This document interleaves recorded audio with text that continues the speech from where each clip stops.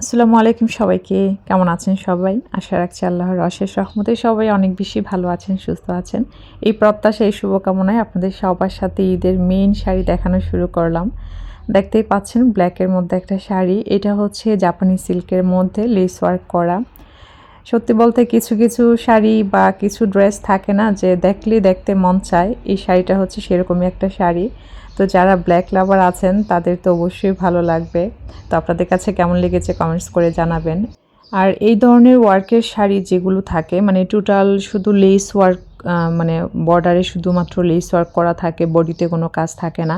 এই শাড়িগুলো কিন্তু আপনারা ৫ থেকে ৬টা মানে ডিজাইনে পরতে পারবেন। যেটা আমি আমার পেজের প্রথম দিকে যে ১ নাম্বার শাড়িটা শেয়ার করেছিলাম সেই ফুটেজগুলো দেখলে হয়তোবা বুঝতে পারবেন। এটা দিয়ে যেমন লেহেঙ্গা স্টাইল করা যাবে, এটা দিয়ে নরমালি পরা যাবে।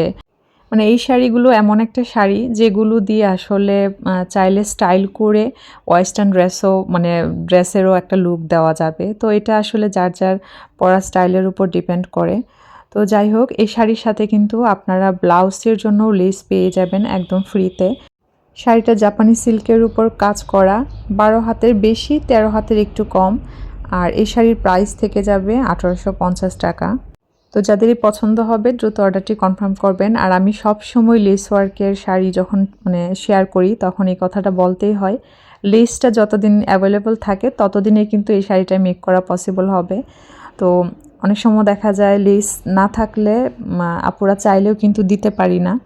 তো বলবো যাদের ভালো লাগবে আপনারা হচ্ছে দ্রুত অর্ডারটি কনফার্ম করবেন। আর শাড়িটা কিন্তু একদম কুচকুচে কালো, ক্যামেরাতে কতটুকুন বোঝা যাচ্ছে জানি না, তবে এতটুকুন বলতে পারি সামনাসামনি বেশি সুন্দর।